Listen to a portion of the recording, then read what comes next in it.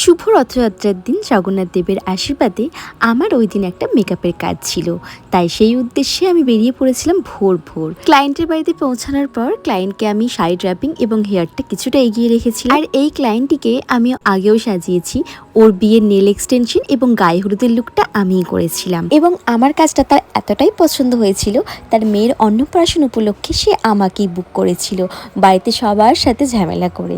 যাই হোক, এই হচ্ছে তার মেয়ের অন্নপ্রাশন উপলক্ষে তার সাজটা। তোমরা অবশ্যই কমেন্ট করে জানিও যে কেমন হয়েছে। হাই লিপিকা, এটা তোমার সেকেন্ড টাইম, কীরকম লাগলো বলো? খুব ভালো, পছন্দ? দারুণ, থ্যাংক ইউ। লিপিকার সাজ কমপ্লিট হওয়ার পর আমি তার দিদিভাইকেও রেডি করেছিলাম, আর প্রত্যেকটা লুক কিন্তু তাদের ডিমান্ড অনুযায়ী হয়েছে। তোমরা অবশ্যই জানিও তোমাদের কোন লুকটা সব থেকে ভালো লাগলো। কেমন লাগলো? খুব ভালো লাগলো, পছন্দ হয়েছে? দারুণ, থ্যাংক একদম মনের মতো। Thank you.